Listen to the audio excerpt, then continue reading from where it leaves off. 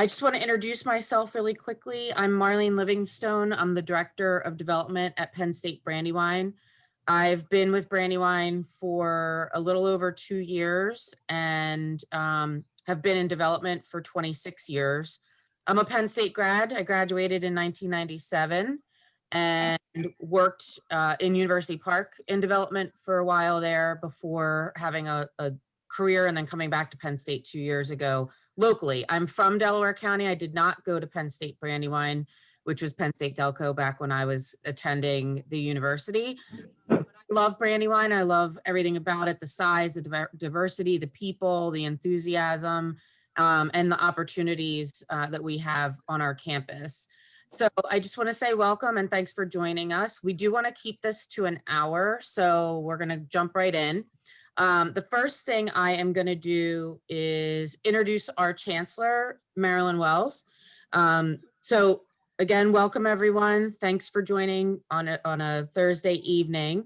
I'm going to give a brief formal introduction, and then Marilyn's going to jump into the content this evening, which is her vision and our campus vision for philanthropy at Penn State Brandywine. So Marilyn's been with us, Chancellor Wells has been with us since January 13th of 2020, and exactly 2 months after that, we transitioned to learning and working completely remotely on March 13th, which we're coming up on the 1-year anniversary of.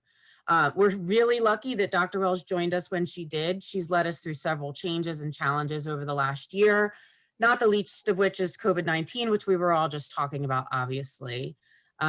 As Director of Development at Penn State Brandywine, I'm really pleased that Marilyn's with us. She's a great partner and she's a great champion for fundraising for us and for the university. She's brought a lot of enthusiasm, perspective, and perseverance to our campus during a time when we really needed to get energized in our work and, keep it together over the last year working remotely. Marilyn's got a really great combination of vision and action, which has helped us to experience a record year in fundraising as we get closer to our goals in our current capital campaign. To that end, I want to extend a special welcome and thank you to all the donors and volunteers here this evening who continue to help us reach our goals for the campus and to provide the best Brandywine experience possible for our students. Jonathan Savage, who was just talking about vaccines, is the chair of our advisory board and a longtime volunteer for the university. So thank you for joining us tonight, Jonathan. I also want to thank the many faculty and staff who've joined us today. It really shows us a lot that you're here with us participating in this conversation. And with that, I just want to turn it over to Dr. Wells. She's going to present the vision that we have for fundraising and for the future of the campus. And then we'll do Q&A after that. If you have questions you want to submit in the chat, I will be monitoring the chat. We also have some questions that were presented when people registered, and I'll be reviewing those as well. So we are hoping for some dialogue after the presentation. Dr. Wells? Thank you, Marleen, and welcome everyone. We're just so thrilled that you're here with us this evening to learn more about our fundraising priorities. This is a first ever for Brandywine, and we know that you will help us to make it a success. An important matter of business before I proceed, I do want to mention that the town hall this evening is being recorded so that we can share it with others afterwards. Also, it's an important part of our safety and precaution measures in this era when sometimes we've had Zoom bombings or other matters. So we will likely trim or crop the recording to start with the official beginning of the program. But with that, again, I'm thrilled to have this opportunity to talk with you this evening about our fundraising priorities. First, I'd like to start with a very short video that really capitalizes on our raison d'etre, the reason that we're all here and the reason, the beginning, the middle, and the end of why we are engaged in philanthropy. So Monica, will you proceed with sharing your screen and showing the first video?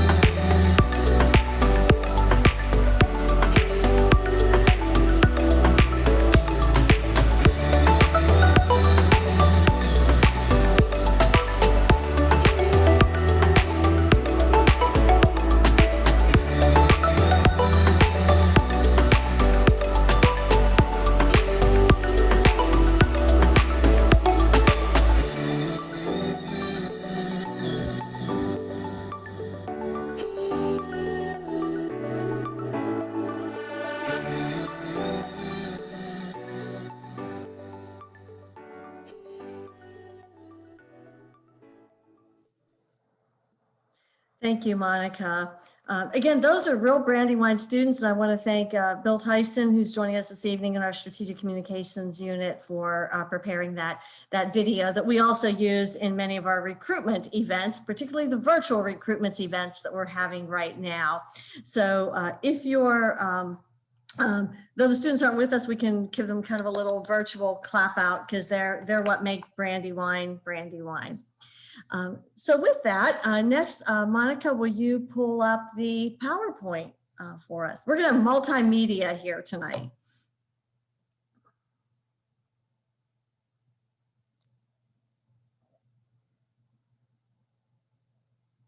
Okay.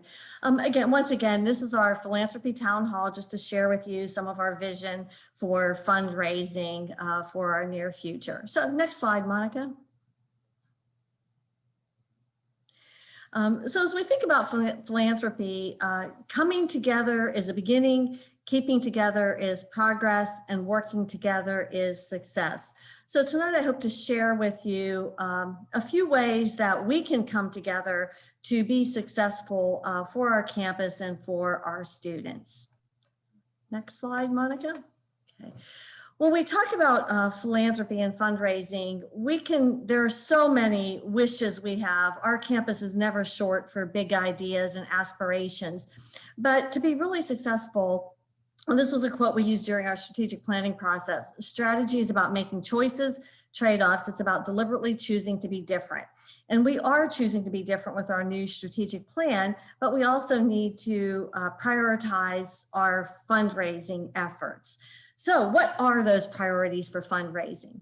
Next slide, Monica. Okay. So tonight I'm going to share with you just a few words about 5 fundraising priorities: scholarships, educational equity, academic excellence, athletics enhancement, and Invent Penn State, or our launch box. And at the center of all of these is, once again, our student success, just like we began at the beginning. And this is one of our recent graduates from December in our virtual commencement ceremony. We typically don't wear sweatshirts to commencement, but it's been fun for the past year. So next slide. So Monica, so when it comes to scholarships, scholarships have long been the mainstay or the pillar of our fundraising efforts, and they will continue to be fundraising. But not all scholarships or scholarship opportunities are created equal. At the center of this particular slide is a picture of our new campus food pantry, which opened this past October. And this is student Angel Asamaga, who is very involved. It's been run, operated, executed by students with the leadership and support of our Center for Ethics and Civic Engagement in partnership with our Student Affairs unit. The reason I put this slide is in the center is we have amazingly bright and talented and hopeful students at Brandywine, but the financial needs continue to be great. And in scholarships, many of our scholarships are what we call merit-based for the students who are the best and brightest and have been the straight A students throughout high school. And we need those also. I'm going to talk about those in a minute. But many of our students also need-based. They have great needs. And so to really move the needle on student success, we need to focus not only on merit-based, but need-based scholarships. At the end of every semester, we have students who really struggle to come back for the next semester. Their grades are fantastic, but finding those dollars to maybe pay a balance for a current semester or pay for the next semester. We're also getting more specialized with our scholarships in there's opportunity to create scholarships for specific populations. One that we're focusing on growing is our veterans students, and you see a picture of the flag with Veterans Day, but also in the adjacent corner on your screen, Jack and Carol Wickstead, who recently gave a very generous gift to go toward veterans scholarships. And so there's an opportunity to specialize scholarships on a particular major, field of study, group of students, whether it's veterans, whether it's students with disabilities. Our number of students with disabilities has more than doubled in the past 2 years. In the bottom right-hand corner, the young lady in the red jacket, that's Nicole Jimenez. She's one of our brand new first-year students, comes to us from South Jersey. She's one of our Discover students, amazingly bright. Keep your eyes out. You're going to hear about her in the future. She's been involved in numerous of our sustainability efforts. And even as a Discover student is one that can benefit from additional scholarships. And then the remaining picture is students from right here in Delaware County who have benefited from scholarships. So again, for many students, those scholarships really do make the difference in being able to continue their way through Brandywine and to continue their way through Brandywine meeting their basic needs, that they don't have to choose between books or food or taking advantage of a particular experience and their housing. So scholarships are and will continue to be a mainstay for our fundraising priorities. The next slide, Monica, please. Okay. Our second priority, and these are not in rank order, they're all important, is around educational equity. And this is an area that we've really amped up in the recent years. In the top left, you might say, why do we have white male faculty in a slide on educational equity? Well, this is Josh Phillips, and I can't tell you a day that I don't walk across campus and talk to students and Josh's name doesn't come up as one of their favorite faculty. Joshua is an assistant teaching professor of communications, but this past year, he had a chapter in a book published. The book was Like Wildfire, but his particular chapter focused on sit-ins at diners. And many of us associate those with the civil rights movement and voting rights. But sit-ins actually began in this country in the 1930s. In his chapter, the book focuses in on some sit-ins in three particular chains of diners in St. Louis in the 1940s, at the same time of the US Supreme Court decision, Shelley versus Kramer, that dealt with discrimination between whites and blacks in housing. So our educational equity, the funds that we raise go to support faculty research. On the right hand, depending on how it's showing on your screen, we have two of our students. This was from last year, and this is Native Motherland Language Day, and this was in celebration of Chinese New Year. On the other corner, on the bottom, you see Anna, Alsacia, and Dallas, three students, and they presented a podcast for the National Council for Science and the Environment. And again, in fields where equity can be about race, it could also be about gender in certain fields of study. There's many aspects to equity. But again, these are the kinds of things that educational equity philanthropy can benefit. The students with the microphones, you could see there, social justice advocacy. This is from one of the many events put on by our Center for Ethics and Civic Engagement under Vippi Yee, Rosenberg, director of that center.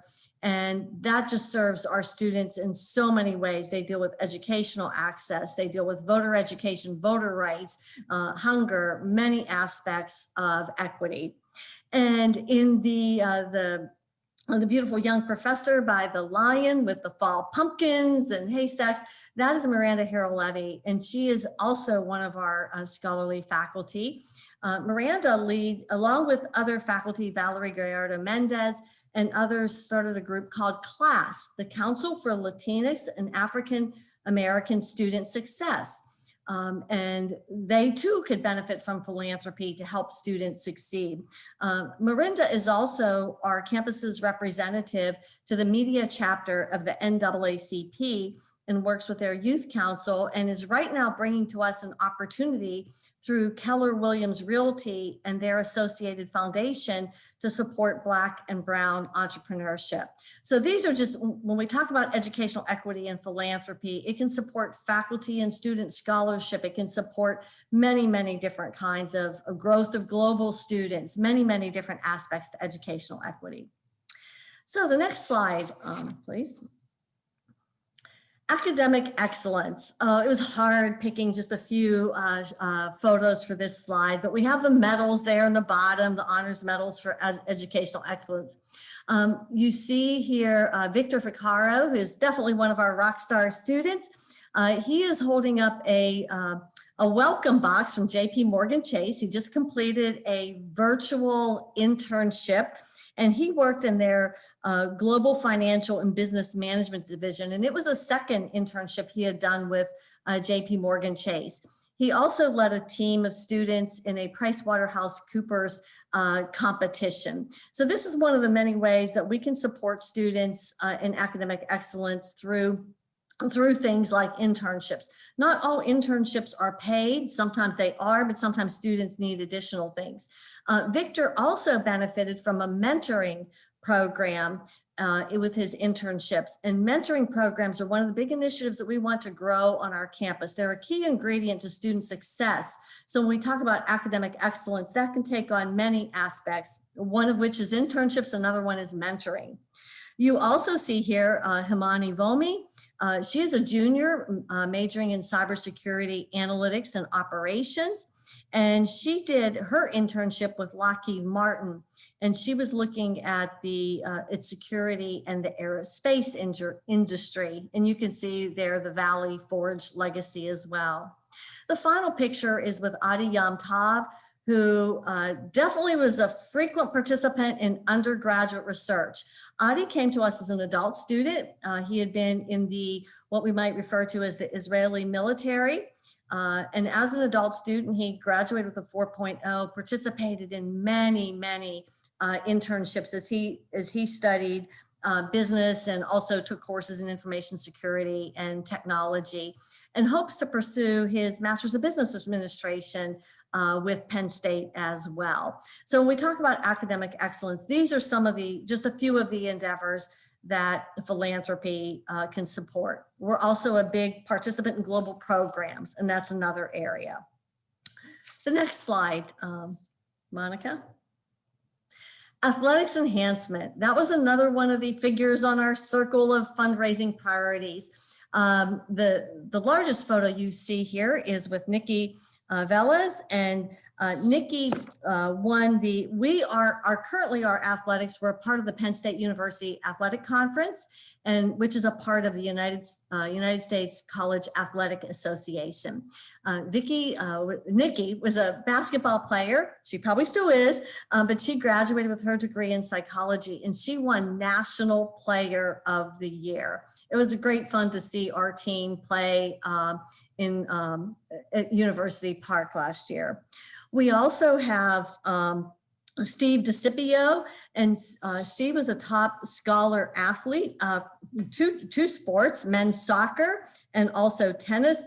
His athletic accolades go on and on, but he is definitely one of our star athletes, and he was with us for all 4 years. And then we also have Brianna Banks, who was a women's soccer standout, and she was a first team All-American. And then we also have a picture from last year. One of the first events I attended on campus was our Athletics Hall of Fame. We've selected recipients for this year, but we're holding out to be able to do that event in person. But our athletics enhancement philanthropy is really geared toward not only making the experience better for all of our current athletes, including things like field improvements to soccer, baseball, and softball. But in our new strategic plan, we have aspirations to pursue NCAA Division III membership. And that many things can support that, whether it's the membership fee, whether it's the improvements to our fields and so forth. But athletics enhancement, over 15% of our students at Brandywine are athletes. They're a very important component. And as you heard from these stories, they not only excel on the field, they excel in the classroom and in life. Our fifth fundraising priority, next slide. We're going to go through a couple slides quickly here. As a part of Penn State, we are a part of the active participants in the Event Penn State initiative. And President Barron, this is one of his signature presidential priorities. And a quote from him, "Penn State will be a driver for job creation, economic development, and student career success." Really sees that as the mission of a land grant university. And we are the sole land grant university in Pennsylvania, one university geographically dispersed with 24 campuses. Next slide. So how do we do that? This has been done through innovation hubs adjoined to the 24 campuses, or almost all the 24 campuses that are known as launch boxes. And you can see launch boxes from many of our other campuses. Some got seed money in the first year, like 2015. Ours, we got our seed money 2017, 2018. So we're more in the just beginning of great things to come in the way of innovation. Next slide, Monica. So what some of the things that occurs in the launch boxes across Penn State campuses, they can be community co-working spaces, product development, supporting business startups in the region. They can provide legal services. Many of them host business plan and pitch competitions with prize money donated by local businesses and banks and others. And many of them have youth outreach and training programs. This one here, I believe, is a picture from Penn State Lehigh Valley, and they partner with high schools and have a 2-week summer residential entrepreneurship camp. And many of those 10th and 11th graders choose to go to Penn State Lehigh Valley because of the experience they had there as teens. So next slide, Monica. Where are we headed with our launch box? Oh, well, first, we've had some early successes. So our philanthropy is built from taking our good to better and our better to best. Since 2017-18, we've had a number of successes. We gave mini grants to startup businesses in the community. We've had national speakers for Global Entrepreneurship Week. We've been an active participant in Utility Works in downtown Lansdowne. And the launch boxes, good opportunity for me to say, are going into areas that have been economically depressed. Pennsylvania nationally has over 20 of 150 what we call forgotten cities nationwide. And so to bring vibrancy or economic development back to the communities. So now on to where are we going with our launch boxes? Where is our philanthropy going to be focused? Next slide, Monica.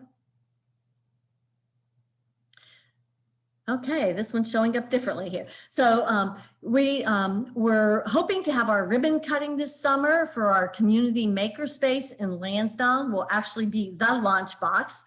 We are in the process of considering the idea and looking for a location on campus for students and faculty to engage in social innovation or design thinking activities. Our students at Penn State Brandywine have not yet participated in some of the business plan and pitch competitions offered by Penn State. That's an area of opportunity for us. We would like to bring an entrepreneurship minor or certificate to campus.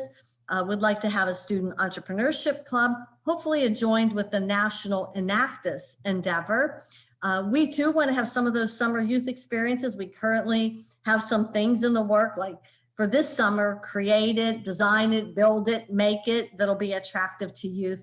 So these are some of the areas for philanthropy around our launch box at Brandywine. Next slide, Monica. So once again, to review, the faculty member and me, kind of start at the beginning and review it then. We have 5 fundraising priorities: scholarships, educational equity, academic excellence, athletics enhancement, and being a part of Invent Penn State, or our launch box around innovation. On our campus, we're going to center that around the creative economy and social innovation. So our fundraising priorities don't stand alone, but they're adjoined to something else. So next slide, Monica. We just put the polish on our new strategic plan within the past week, themed New Opportunities, New Stories. And as you can see, our new strategic plan has 3 goals: grow our student population, foster an equitable environment, and increase our visibility, all leading to our Penn State Brandywine mission to be a leader in student success, known for educating students to become respected professionals, leaders, creators, alumni, and citizens. So we're tying all of these things together, or integrating them. Next slide, Monica. Okay. So when we have our fundraising priorities, I'm a competitive kind of gal and want to be very competitive, want us to be the best, every place we can be the best, but it's not just about being successful. Our philanthropy is geared to be of value. And we do have 3 values at Penn State Brandywine: connections, equity, and sustainability, which stack on top of Penn State's values. So with that, let's take a look at how Penn State Brandywine is of value to our region. And Monica, would you go to our next short video, and then we'll open it up for questions.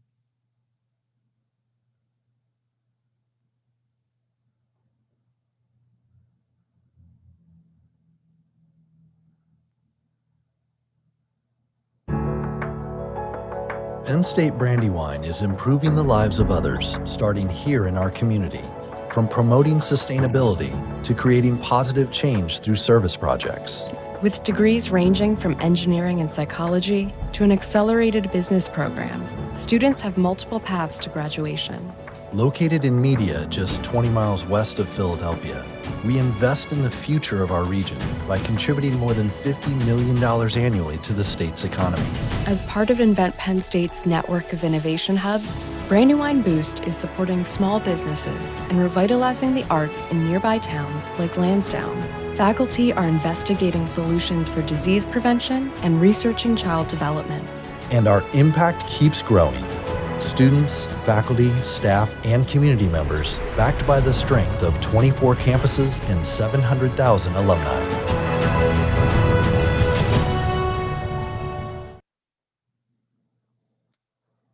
Okay, Marleen, I'll let you facilitate us through the questions and answers.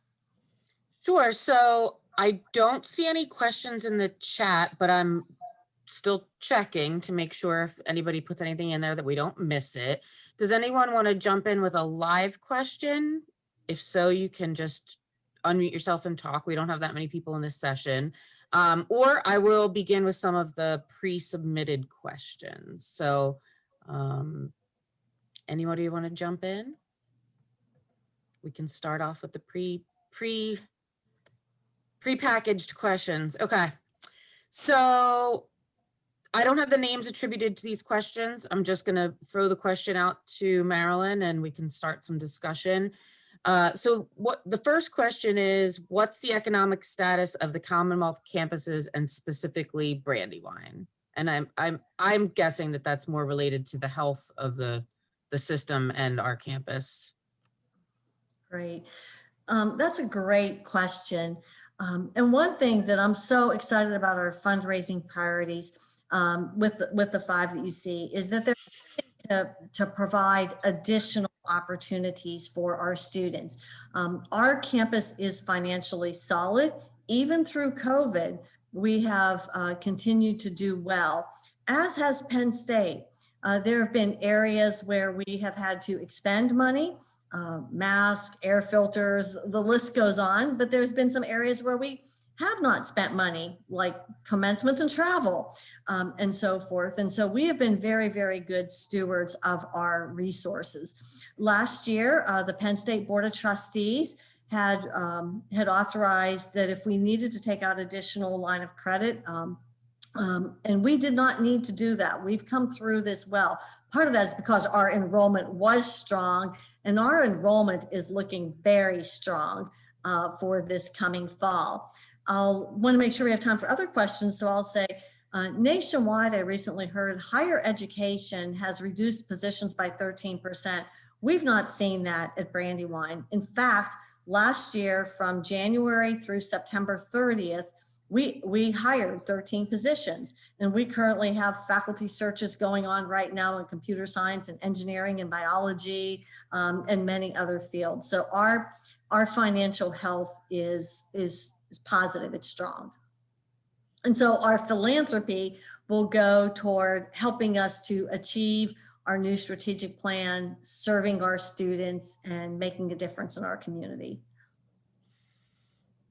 Okay, I'm gonna jump in with the next question. What are the most pressing needs of Penn State Brandywine as we serve our students and plan our way out of the pandemic? Okay, could you repeat that, Marleen? I think you got it up there. So the most pressing needs, and especially in terms of serving our students as we plan our way out of the pandemic. Okay, another great question. You didn't hear me talk a lot about the pandemic throughout this because we're looking to the future, but as I mentioned, my very first fundraising priority was around scholarship. And I've talked about in any semester academic year, the number one challenge for our students is finances. We'll begin the semester with maybe 20 students on academic morning that really need to buckle down and do well that semester. But we have many more that struggle throughout the semester to pay their bill, and some aren't able to resolve that balance by the end of the semester. The pandemic has just amplified that. As many families lost their jobs or have struggled in other ways, the financial needs of our students are even greater. We also look at how are we continuing to enhance our digital and learning spaces across campus. We've invested a lot in technology throughout the pandemic. We will continue to do that, whether that's so faculty teaching in a classroom can have that where some students are maybe remote, they weren't able to come to class due to COVID or whatever. So continuing to enhance our digital infrastructure around that. Those are probably two ways that the pandemic has hit us, and our priorities around philanthropy. Again, the need for scholarships is even greater, as well as the technology infrastructure. And also because of the pandemic, I'll add, in some cases, our faculty were able to continue their research and scholarship, but in some ways, because of the pandemic and the virtual and remote, they just weren't able to continue their scholarship and in the same ways. And they really want to jump back into that with full force. So supporting faculty research and scholarship. Okay. Looks like there's a hand gone up there. Oh, okay. Looking at something else. Go ahead, David. Oops. You have to unmute, David. David, you might be muted. Sorry. Sorry about that. Thank you for your presentation. Really well done. And just wondering, with regard to innovation, our plans for growing our SAP Innovation Lab. It's a really great resource that seems to not have taken off the way perhaps it can. And wondering if that's within your immediate plans. Thank you. Absolutely, David. That's a fantastic question. A great opportunity. If you weren't aware, Penn State Brandywine has 1 of 10 SAP Next Gen labs in the nation. 1 out of 10 in the nation. And it is a great resource on campus. You heard me mention one of our students was studying cybersecurity analytics and operation. Business, information sciences and technology, psychology. Those are our top 3 graduate majors on campus. We have a computer science major coming on deck that is also already in high demand with that. In our strategic plan, under the goal of grow our student population, one of our action steps is to expand our academic programs. We know in adding new programs, we'll get more students to come to Brandywine, or in some cases, they will stay at Brandywine for all 4 years, as opposed to going to University Park, or maybe even going to a different college or university. So, I think there's great opportunity for intersections between the SAP Next Gen Lab, a social innovation space, a design thinking space, as well as just how we do life differently today. Students checked into the residence hall, Orchard Hall, with contactless check-in and all of those different ways not to mention even the way we're doing the event tonight, cybersecurity and Zoom security, the SAP Next Gen Lab fits right into that. Thanks, Marilyn. Mm-hmm. I'm going to go to the next question. So this isn't as much about philanthropy, but volunteering and supporting with your dollars go hand in hand. So one of the questions was about the best way to find opportunities, both long-term and short-term, to get involved with volunteering. That's a great question, because as we seek to grow our partnerships and grow our philanthropy, certainly financial resources or dollars are an important part of that, but our students also need mentors and guidance, and that's another aspect of engaging with Brandywine and philanthropy. And as Marleen shared a few of the questions with me in advance, that was a great question because we do not have a one-stop shop place on campus right now where any of our faculty or our students or staff or people, alumni or friends, we don't have one place on campus where one can go and find out about all the opportunities. And so that's something we need to create. So thank you for bringing that idea forward, and we're going to figure that out. Question about the food pantry. Are there still great needs in terms of food pantry for students who commute or who don't have a meal plan? Yes, our food pantry, it has a multifaceted approach to it. Certainly the food pantry is available to a commuter student who maybe forgot their lunch that day and they don't have any money on them and they need to eat to do well in their classes throughout the day, and the food pantry can serve them. We also just recently added the ability for our food pantry to have frozen foods. And while many of our commuter students access the food pantry, when students are in the residence hall, they're not required to buy a certain meal plan. And so living in the residence hall adds tremendously to the college experience, but it also adds to the costs. And sometimes our students struggle financially. It's because of that housing component. And if we can help to reduce that through the food pantry, that's just good for students. So the need is there.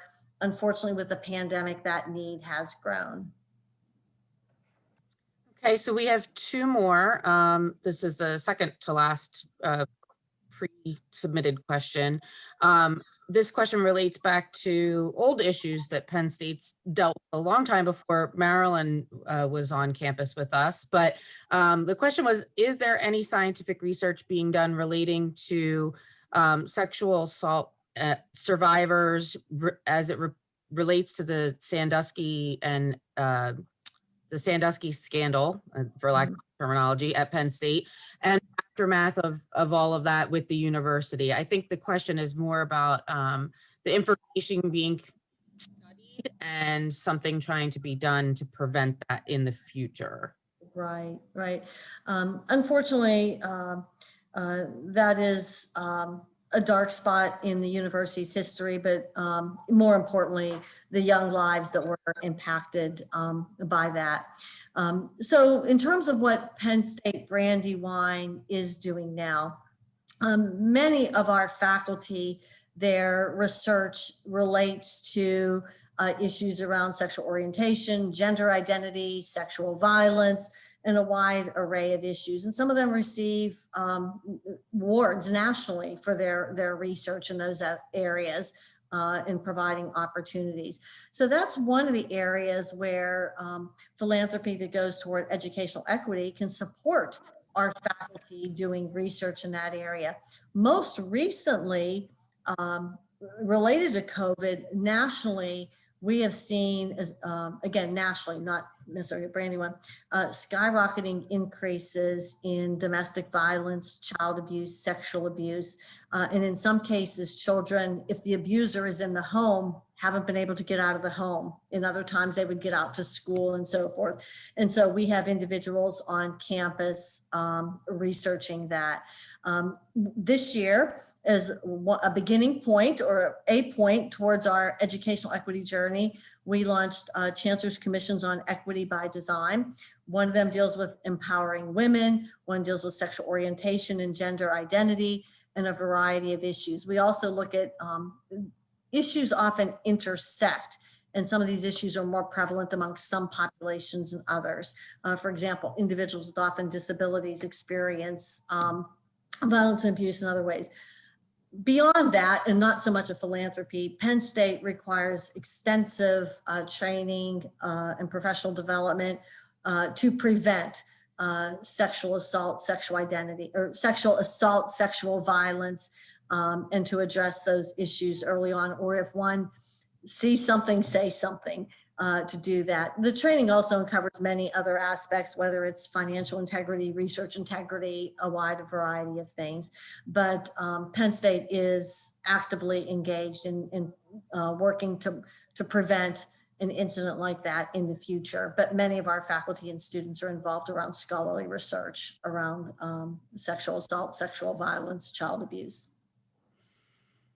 So the last question was kind of a technical question, but I think, Marilyn, you can talk about it a little bit too, is what's the best way to get involved with supporting Penn State? And I swear I read them in order. I did not set it up for that to be the last question presented here.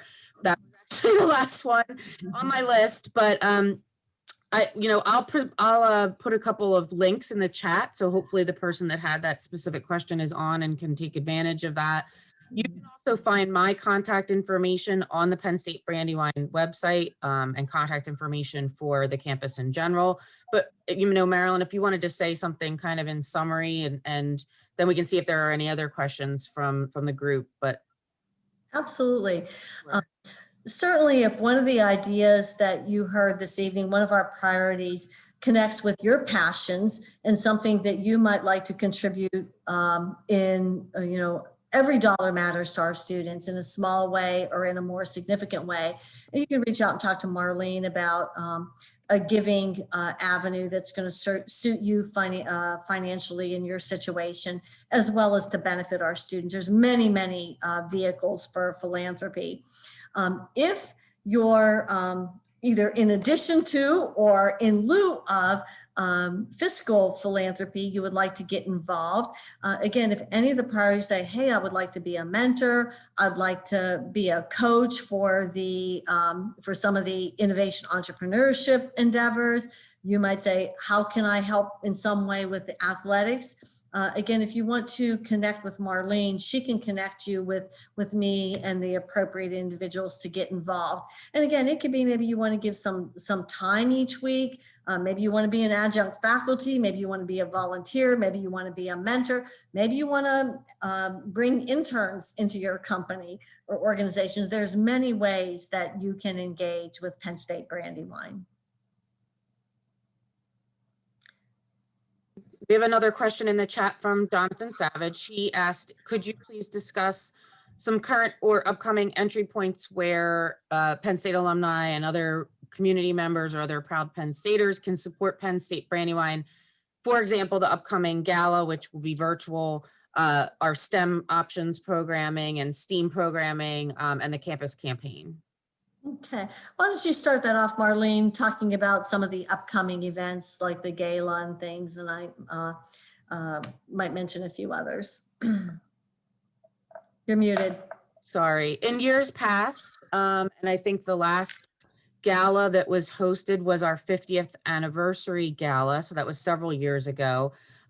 We would have a once a year kind of blowout fundraising event to celebrate some of our partners, our donors, and to give everybody a chance to come to campus. We did not get a chance to host one last year, although it was in the works and we were planning it. So we are doing a virtual event this year. We are still not moving toward having large scale on-campus events just yet. So that event will be in June and it will be virtual. It will not be a formal event. You're not going to have to dress up and then get on Zoom. But we are going to have opportunities for sponsorship. There will be opportunities for corporate sponsors, individual sponsors, and we do have some other ideas in the works in terms of fundraising for our campus that'll be tied to that event.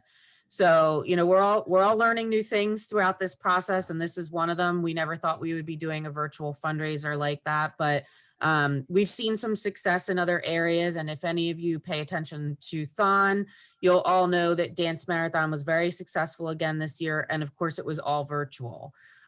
So, raising over $10 million. We're not shooting for 10 million, but, we would like to make sure that we are thanking our donors properly and celebrating our successes.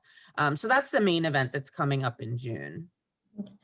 In terms of some other ways that you can get involved with campus, right now, Penn State, that would include our campus, Penn State Brandywine, is in a transition point of coming back to campus. We do have in-person classes ongoing on campus on days when we haven't had snow and ice, but we're gearing back in that direction. Our spring athletics will be competing baseball and softball and some of the other sports. As I mentioned, we're gearing toward having an in-person commencement. In any other year, I would say show up for commencement and cheer our students on. This year, we will still have some guidelines around that in terms of maximum capacity, and students are probably going to be limited to 2 guests, which will be something different. But as we cross the summer and into the fall, there will be ways that you can come to campus and participate. Until then, our students still need internships, and virtual internships can be hard to come by. Again, we're launching some new mentoring programs, and maybe you'd like to be a mentor.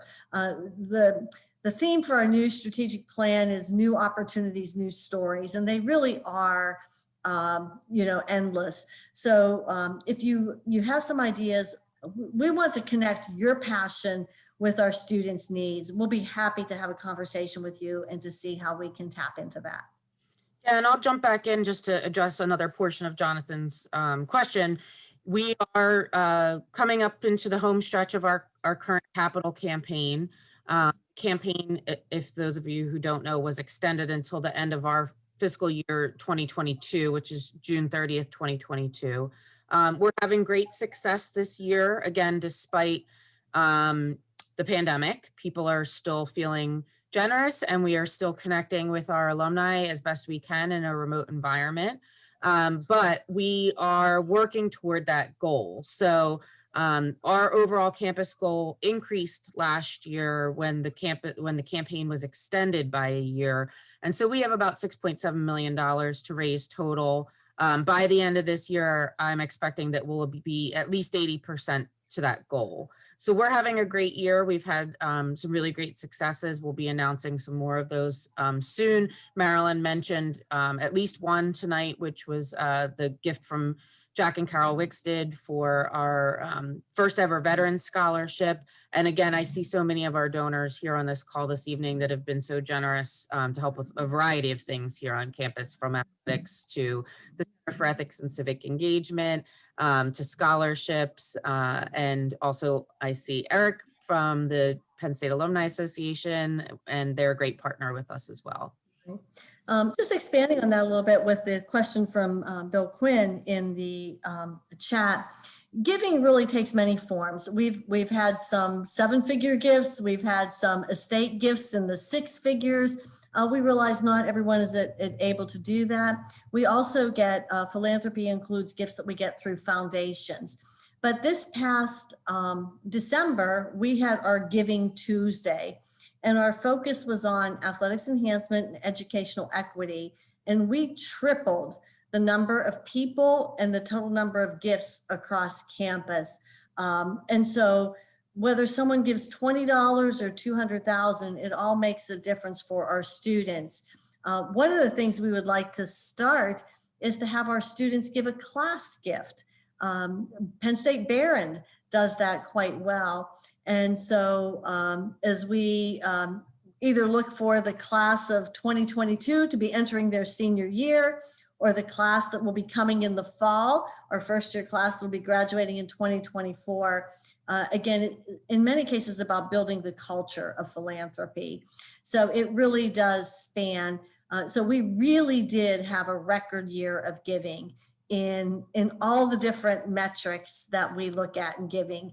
Very large gifts, estate gifts, planned gifts, major gifts, smaller gifts, and even those gifts of, $5, $10, $20, $25, $50, $100. We really excelled in all of those marks, and we just want to continue that trajectory. And I know in my own philanthropy, I love to give to organizations that are highly successful.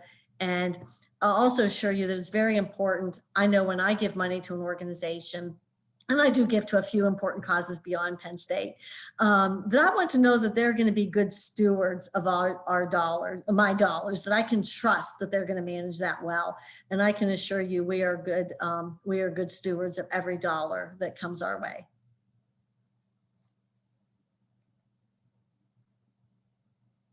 I know David had a question in the chat about organizing another food drive, and I just replied quickly. We do have a few restrictions still about on-campus events. So we've been anxious to do a couple of fundraising events on campus, and a food drive is one of them.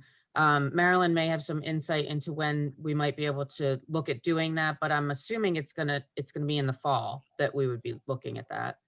Some of those things are changing. You know, one of the things we've always been tremendous about, maybe you saw this in one of our other videos, is community outreach. Last summer, we hosted a drive-through food drive for Delaware County. We hosted a Veterans Day drive-through luncheon hosted by Representative Quinn. We had U.S. Congresswoman Mary Gay Scanlon have a forum on our campus. We've done many of those things in the past, and we're looking forward to doing them again. Right now, I mean, things are changing daily. The governor just changed or lightened some of the guidelines on Monday, and we're working our way through some of those in the Penn State approval processes. So there's things that the answer is no today, but I'm hoping the answer is yes tomorrow. And I will say that I think Penn State in many ways has been at the forefront nationally. I don't know a university out there that is testing students more than we are. Our students had to be tested before they came back to campus. They had to be tested upon arrival. We had a goal to test 100% of students the first or second week of class. And this past Monday, we began surveillance testing. And at Brandywine, we were less than 0.2%. So of course, all the lightening of restrictions goes back to where we started this conversation before we officially began tonight, that those numbers continue to remain low of cases, hospitalizations, mortality, and that we get that vaccine out there. So things really are changing daily. And I know in many cases, not fast enough for people who want to do things.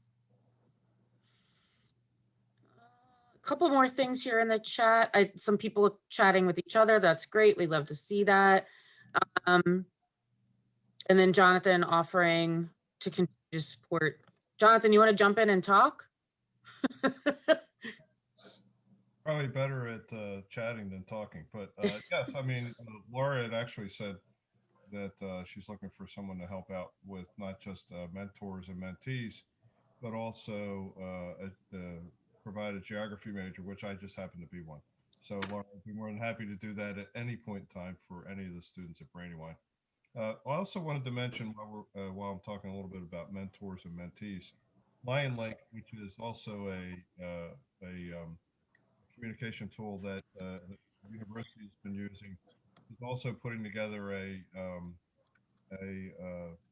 matching program where mentors and mentees can get together on a virtual basis in the near term in the next couple of weeks.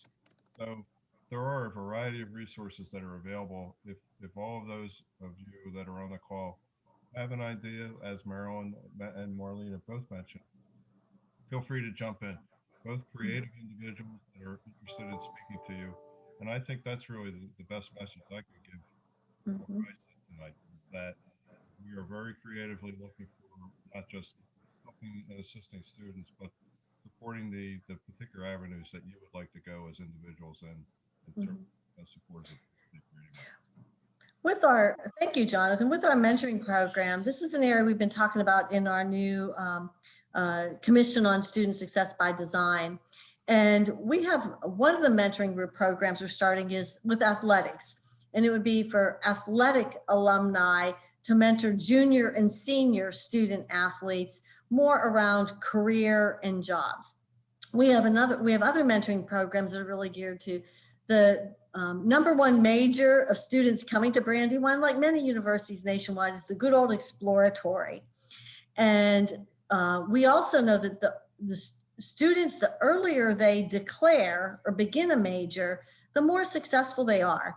And so sometimes students talking to someone to sort out, in some cases they know what they want to do in life, but they're not sure what the path or journey is to get there. For example, we know we have a number of students who want to go to law school. I mentioned Victor Ficaro, one of ours, but some students don't quite know what that path is like. Or maybe what should I major in to go to law school? Others say, I love geography. I want to major in geography. Why would they not, Jonathan? But what can I do with a geography degree after I graduate. So those first year students, and helping them to explore academic and career exploration, I think next year it's going to be even greater, because the students coming to us in fall 2021, by and large, will not have been in a high school classroom for a year and a half. Likewise, our sophomores, even though they'll be sophomores academically, there's many of them, it will be their first year on campus. So you talk about preparing after COVID. Those are, and oftentimes they need someone to talk to, someone to listen to, and it's really just a caring ear. Sometimes students want to buy a car and they don't know anything about car insurance. And that can really affect their ability to pay for their books or next semester. So we need mentors along the continuum from first year through graduation. We need peer mentors, we need alumni mentors, we need professional mentors, and we're flushing out and becoming a little more sophisticated with our approach to mentoring programs. Well, I want to be mindful of everyone's time, and I actually just realized that it's after 8. So does anyone else have a question that they want to throw out there for Chancellor Wells as we have her this evening? Hi. Hi, my name is Shannon Matthews. I don't have a question, but I wanted to thank Chancellor Wells for this wonderful presentation. It's really awesome that we can come together to hear the specific fundraising goals for the campus and ways that we can also get involved to, help shape the future of Penn Staters. I also want to throw out there that I am a member of the Alumni Society here at the Brandywine campus, and we do have a link on our alumni psubw.org site where people can make a donation for the food pantry on campus. That is something that is very, those on our committee, we're very passionate about it, and we definitely want to, we're giving and we're encouraging others to give. So, and I know, the restrictions, you just can't come to campus, but you can, log on and make a donation. And thank you again, thank you. Thank you. I know I've enjoyed talking with you and the other Penn State Brandywine Alumni Society board members. As I had in one of my beginning slides, hopefully this evening was the beginning of conversations, not just a singular one or an end one. I did put my address in the chat box, got it right the second time around. But please do feel free to email me if you'd like to continue I shouldn't say if, I should say on what you'd like to continue the conversation. And I'll be thrilled to talk with you and to connect you with others. So again, we appreciate your time this evening, and we appreciate your time in Zoom. We know how many hours so many spend in Zoom, and I could go around and thank all of you for the many and specific ways that you've contributed, whether it's Margie with Launchbox and Laura with those undergraduate students. Jim's been my partner in crime with strategic planning. We saw Jen in the One Community Impact video with the Child Development Lab, and the list goes on and on. But really grateful for even here tonight. We have faculty, we have staff, we have donors, alumni, friends, and that's really one of the many gems why I love Brandywine. Okay, thank you very much, everyone.